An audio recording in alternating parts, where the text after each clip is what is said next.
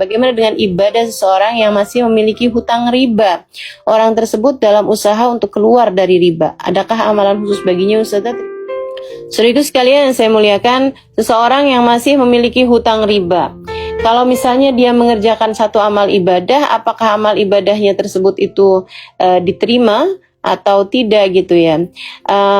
Saya tetap berpendapat, atau saya akan mengutip, sebenarnya bukan saya akan mengutip pendapat dari Sayyidil Habib Umar bin Hafid mengenai ayat Innallaha la yudhi'u ajra man ahsana amala. Innallaha la yudhi'u ajra man ahsana amala. Allah tidak akan menyia-nyiakan amal perbuatan dari siapapun gitu. Jadi kalau ada orang mengerjakan satu amal perbuatan, kemudian dia juga memiliki dosa-dosa gitu ya, yaitu inian aja sih, buru-buruan mana dosanya yang diterima dan mana amal perbuatan atau amal ibadahnya yang diterima gitu kan. Seperti misalnya kayak ada seorang perempuan yang dia adalah seorang pezina, kemudian dia lewatin, ini ada hadisnya nih kan, cerita yang sangat masyhur saya rasa ya. Kemudian dia melewati satu gurun pasir di mana dia melihat ada seorang perempuan, seekor anjing ya. Dia melihat seekor anjing yang ingin minum dari sumur tersebut, akan tetapi nggak nyampe dia untuk minum dari air tersebut. Kemudian perempuan ini mengambilkan air dengan terompahnya dia ya, dengan dia punya sendal terompah yang ada tempatnya gitu kan, ada wadahnya yang menutupi bagian depan kakinya itu kan. Dia ambil air pakai terompah tersebut, kemudian membiarkan kucing itu minum dari air itu. Allah kemudian menyelamatkannya, dalam artian Allah Subhanahu wa taala mengaruniakan hidayah padanya sehingga dia di akhirat nanti Allah Subhanahu wa taala hapuskan dosa-dosanya karena taubatnya dia tersebut. Jadi bukan dia minumin air kepada kucing ini, kemudian sesudahnya dia kembali melakukan perbuatan tercela, kemudian meninggal dunia, diterima sama Allah Subhanahu wa taala nya karena ibadahnya tersebut kepada si kucing ini gitu ya, atau memberikan sedekah kepada kucing ini, bukan. Akan tetapi sesudah itu, gara-gara perbuatan itu Allah mengaruniakan hidayah kepadanya, membuat dia menjadi hamba Allah Subhanahu wa taala yang solehah, seperti itu. Teman-teman saya sekalian, artinya bahwa semua amal perbuatan itu ada timbangannya masing-masing kok gitu. Akan tetapi memang yang menjadi masalah adalah akhir kehidupannya gitu. Ini kan ada perseteruan nih, ada lomba, ada balapan antara kebaikan sama keburukan kita gitu kan. Termasuk dalam urusan riba ini gitu. Siapapun kamu yang masih berada dalam jeratan dosa, entah itu dosa pacaran, apalagi sampai ke arah zina gitu kan, entah itu dosa terhadap minuman keras dan dengan segala macam jenisnya gitu, muhabbarat, narkoba dengan segala macam jenisnya, entah itu dosa yang durhaka kepada orang tua misalnya gitu ya, dan apapun aja dari perbuatan dosa itu, jangan jadikan perbuatan dosa tersebut itu sebagai penghalangmu untuk berbuat kebaikan.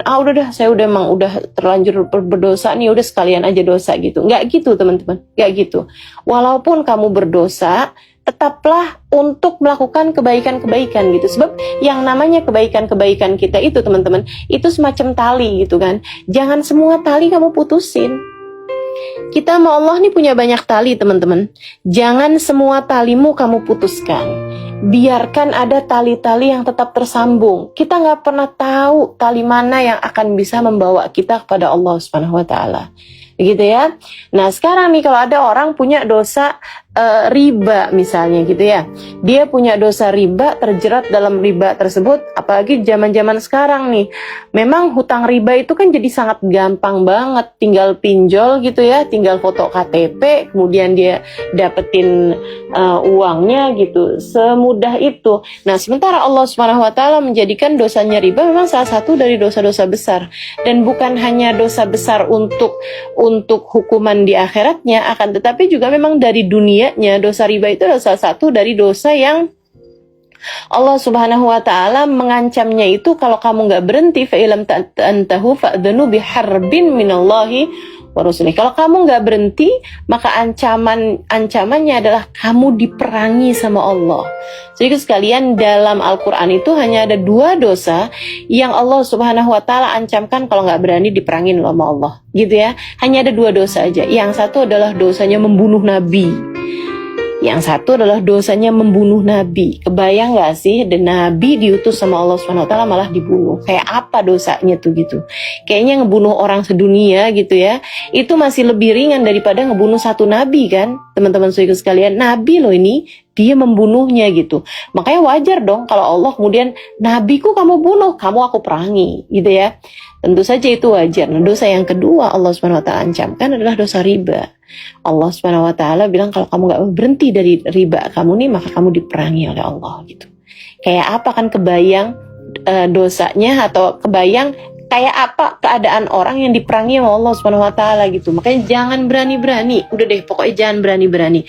Teman-teman saya sekalian, sering saya ingatkan kepada semua teman-teman dimanapun, sesedikit apapun yang kamu punya cukup untuk membiayai hidupmu. Sesedikit apapun yang kamu punya cukup untuk membiayai hidupmu. Gitu ya, buat makan kamu, buat minum kamu, buat pakaian kamu, buat tinggal kamu, sesedikit apapun bakalan cukup. Akan tetapi sebanyak apapun yang kamu punya gak akan pernah cukup kalau untuk membiayai gaya hidupmu. Makanya hidup jangan kebanyakan gaya. Makanya hidup jangan kebanyakan gaya gitu kan. Abisnya Ustazah ngeliatin teman-teman pada punya, saya nggak punya, jadinya saya pinjem aja deh dulu gitu. Untuk nanti saya ngarepin saya bisa bayar. Ternyata pas lagi saya punya duitnya, saya kebayang buat yang lain lagi. Ada kayaknya kepentingan yang lain lagi, jadi akhirnya saya jadi numpuk-numpuk nih utangnya. Itu dia kan yang saya bilang, kamu kebanyakan gaya sih gitu. Udah nggak usah ngelihat rezeki yang orang lain, yang Allah Subhanahu wa taala berikan kepada orang lain. Kamu nggak tahu teman-teman, yang kamu lihat di media sosial, di Instagram terutamanya gitu, kan hanya yang seneng-senengnya aja yang orang taruh gitu. Orang taruhin foto misalnya gitu kan, dengan dia pakai tas branded misalnya, atau dengan dia pakai baju yang sangat mewah misalnya, bahkan mobil, rumah. Dia nggak ngasih lihat gitu kan pertengkaran dengan suaminya misalnya gitu kan, atau dengan kondisi rumah tangganya yang tidak sehangat dirimu misalnya gitu. Jadi semuanya itu udah Allah pas-pasin, tenang aja. Urusan dunia mah segini-gini aja teman-teman sekalian. Urusan dunia tuh segini-gini aja. Makanya yuk Bismillah gitu ya. Jangan pernah memutuskan untuk berhutang riba terhadap sesuatu hal yang sifatnya tidak darurat gitu. Bahkan yang darurat sekalipun, buat makan kamu sekalipun, itu jangan riba hutangnya gitu. Kamu hutang nih kalau memang harus gitu ya, untuk makan kamu sampai nggak ada gitu, silakan berhutang teman-teman saya sekalian, tapi jangan hutang riba gitu.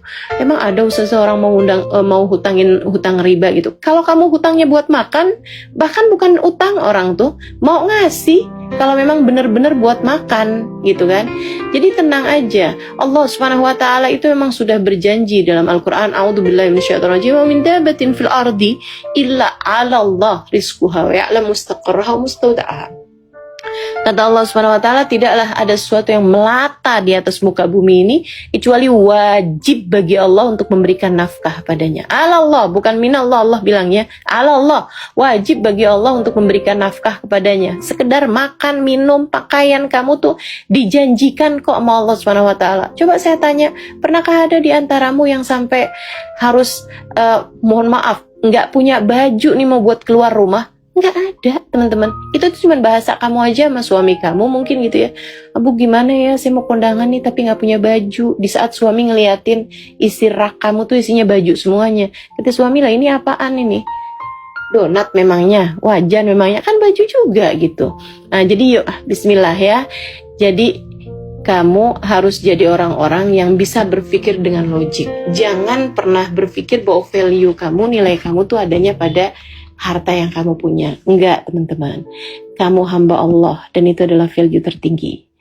kamu umat Nabi Muhammad dan itu adalah nilai tertinggi dirimu. Jangan pernah kamu batalkan itu semuanya hanya karena keinginan kamu untuk dilihat dari sisi materi. Nggak usah gitu. Udah, terima aja, nggak usah pakai segala pinjam-pinjam begitu ya, apalagi pinjam pakai riba, apalagi di pinjaman online dan lain sebagainya. Itu kalau kamu belum. Nah sekarang kalau kamu udah